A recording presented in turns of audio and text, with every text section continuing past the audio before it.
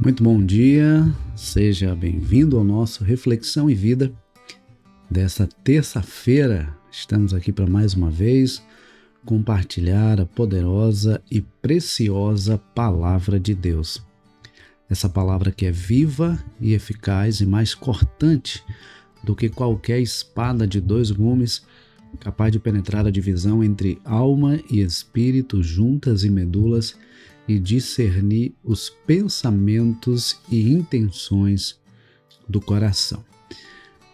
É sempre uma alegria e um privilégio poder estar aqui compartilhando a palavra de Deus. Nosso propósito com este programa é trazer sempre uma mensagem de fé e esperança para o seu coração. Nós sabemos que vivemos dias desafiadores, tempos desafiadores, e nada mais importante do que alimentar a nossa mente, o nosso coração com aquilo que nos dá esperança. E o que realmente nos dá esperança é a certeza de que Deus está no controle da nossa vida.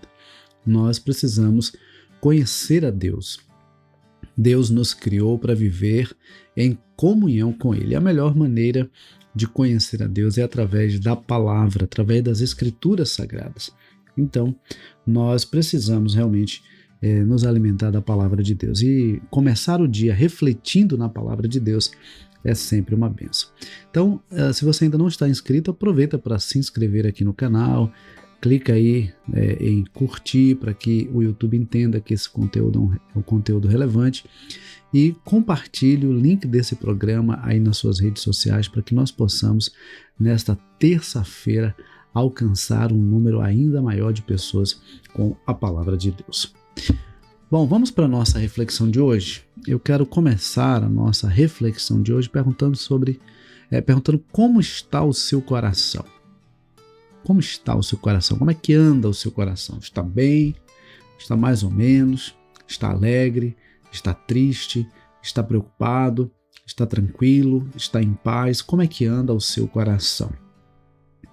Nós já lemos aqui Provérbios capítulo 4, versículo 23. Se você não assistiu, depois você pode voltar aí na playlist e ver esse programa.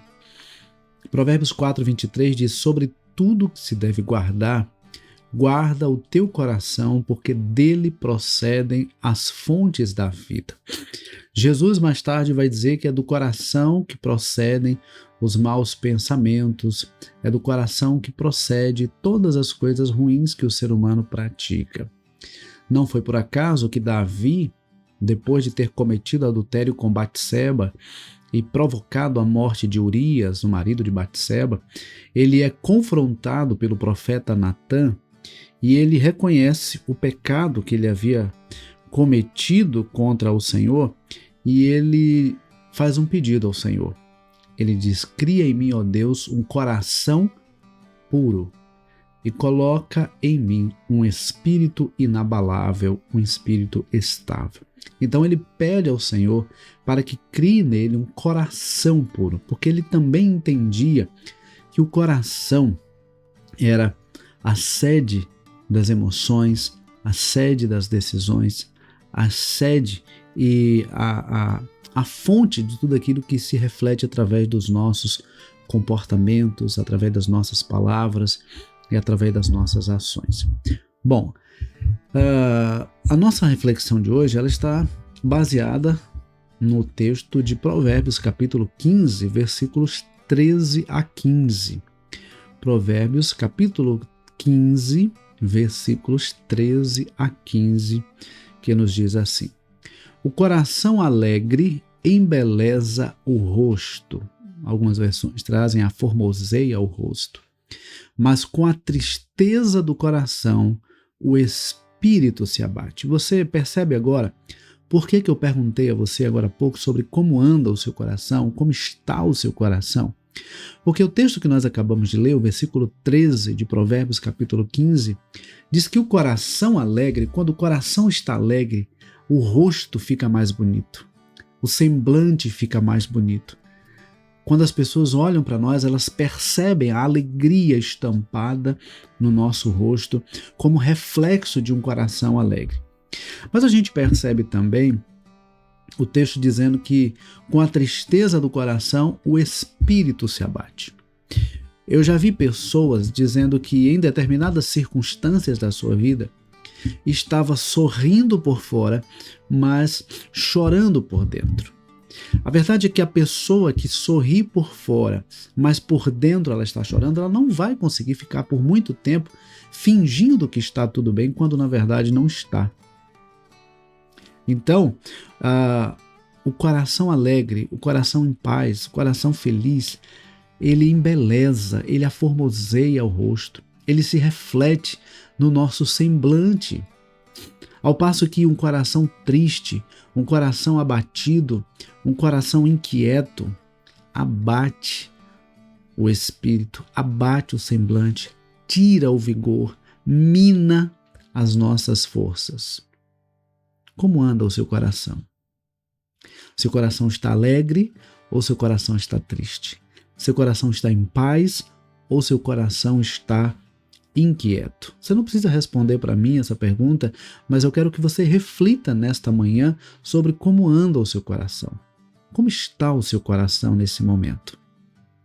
E aí no versículo 14, o texto diz o seguinte: o coração sábio busca o conhecimento, mas a boca dos insensatos se alimenta de estupidez.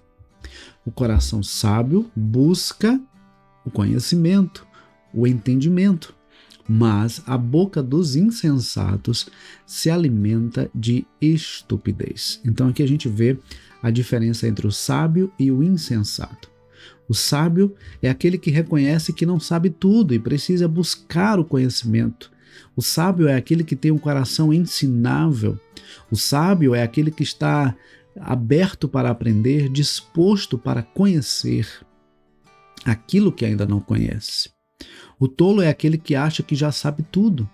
O tolo é aquele que acha que é o dono da verdade. O tolo é aquele que acha que vai resolver a situação na força do argumento, na força do grito, na força do braço, na força da estupidez. Tiago, quando ele escreve na sua carta, no capítulo 1, versículo 19, ele diz que todo homem deve ser pronto para ouvir, tardio para falar, tardio para se irar. Ocorre que, infelizmente, as pessoas às vezes invertem. Primeiro se iram, depois falam um monte de coisas que não deveriam falar e depois então é que vão parar para ouvir e saber o que realmente aconteceu. Então esse é o caminho da insensatez. Se irar, falar para depois ouvir é um caminho de insensatez. Por isso que o mesmo Tiago, ele diz que quem tem falta de sabedoria, peça a Deus. Então, o coração sábio, a pessoa que tem um coração sábio, ela vai primeiro ouvir, primeiro buscar conhecer, buscar entender o que está acontecendo. O que está se passando aqui? De repente alguém vem para você com uma informação, falando de alguém, e você ouve apenas essa versão e tira aquilo como verdade. Toda a história tem pelo menos dois lados. E é preciso ouvir os dois lados. Nós não podemos tirar conclusões ouvindo apenas um dos lados, porque nós podemos ser injustos. Podemos nos precipitar em emitir um juízo, em emitir um comentário. Então nós precisamos ter sabedoria. E um coração sábio é aquele que busca o conhecimento, o entendimento, o discernimento. O coração sábio é um coração ensinável. É um coração que sabe que não sabe tudo. O coração sábio é um coração que sabe que não sabe tudo. E aí no versículo 15, ele diz assim: para quem está aflito, todos os dias são maus, mas a vida de quem tem o coração alegre é uma festa contínua. Aqui eu quero começar destacando a parte A do versículo que diz que para quem está aflito todos os dias são maus. Quem vive numa aflição, quem está enfrentando um problema, quem está enfrentando uma adversidade, às vezes uma enfermidade, às vezes um problema conjugal, um problema de relacionamento, às vezes um problema com um filho, às vezes um problema com um irmão, às vezes um problema no trabalho, essa pessoa naturalmente, em algum momento, ela vai se abater. E se ela se deixar levar por aquela situação e focar apenas naquela situação, ela vai se abater de tal forma que a vida vai perder o sentido para essa pessoa. Porque ela se deixou abater e dominar por uma situação difícil, uma situação desafiadora, uma situação de aflição, de medo, de angústia. Essa pessoa naturalmente vai achar que todos os dias são maus e às vezes até achar que a vida não faz mais sentido. Mas o versículo não termina aí. O versículo termina dizendo que a vida de quem tem o coração alegre é uma festa contínua. Veja que no versículo 13, o texto diz que o coração alegre embeleza o rosto. Agora diz que a vida de quem tem o coração alegre, a vida é uma festa contínua. Agora eu pergunto para você, a vida é feita só de momentos bons? A vida é feita só de momentos bons? É claro que não. Nós enfrentamos também dificuldades, enfrentamos adversidades.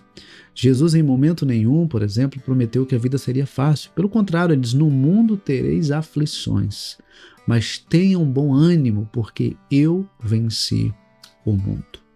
Em João capítulo 10, no versículo 10, Jesus diz que o ladrão ele vem somente para roubar, matar e destruir, mas ele veio para dar vida e vida em abundância. Vida com plenitude, vida com qualidade. Vida abundante não é vida sem problemas, mas é uma vida que se vive na presença de Deus e na certeza de que o Senhor está no controle da nossa vida. A semana passada nós estávamos refletindo sobre Jó, e Jó chega um momento da sua vida, diante de tanta dor, de tanta aflição, sem saber realmente o que estava acontecendo. Ele até achava que realmente era o Senhor que estava pesando a mão sobre ele, inclusive de forma injusta, mas diante daquele sofrimento, sendo esquecido, abandonado pelos próprios familiares, pelos próprios amigos que lhe deram as costas, Jó, ele consegue entender que a sua esperança estava no Senhor. E eu gosto muito do texto quando ele diz assim: eu sei que o meu Redentor vive e que por fim se levantará sobre a terra. Eu sei que o meu Redentor vive e que por fim se levantará sobre a terra. Essa é uma declaração de fé. Ele reconhece que Deus estava no controle da sua vida. E aí quando chegar lá no capítulo 42, ele vai dizer: bem sei que tudo podes e nenhum dos teus planos pode ser impedido. Jó percebeu, Jó reconheceu que Deus é soberano e ele está no controle de todas as coisas. O apóstolo Paulo, quando escreve a carta aos Filipenses, estava preso. Ele estava preso. E ele escreve a carta aos Filipenses, que é considerada inclusive como a carta da alegria. Olha que coisa, né? Aos olhos humanos, contraditória. Como é que alguém está preso e é capaz de falar de alegria? No capítulo 4, ele vai dizer: olha, alegrai-vos no Senhor, outra vez digo, alegrai-vos. E aí, quando chega lá no versículo 13, ele vai dizer: posso todas as coisas naquele que me fortalece.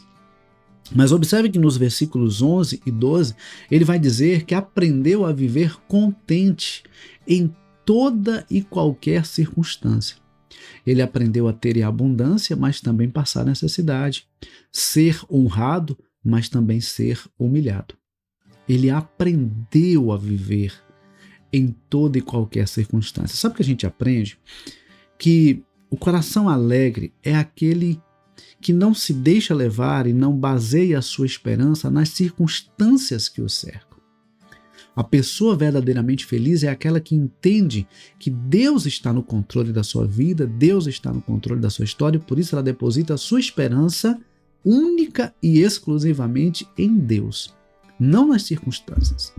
As circunstâncias podem até ser adversas, mas a esperança está no Senhor, que é o autor e consumador da nossa fé. Por isso ele diz que a vida de quem tem o coração alegre é uma festa contínua. Não é que seja uma vida que não tem problema, mas é uma vida que reconhece a soberania de Deus, o cuidado de Deus, a provisão de Deus e por isso se alegra na presença de Deus e na esperança que vem do próprio Deus.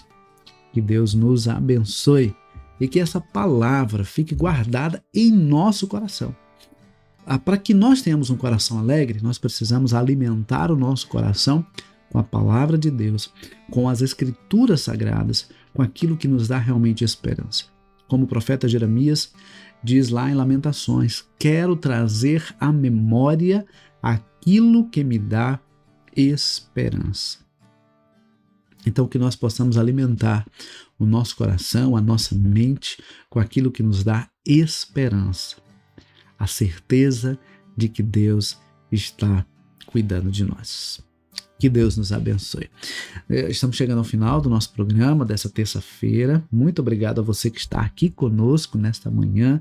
Que Deus abençoe ricamente a sua vida.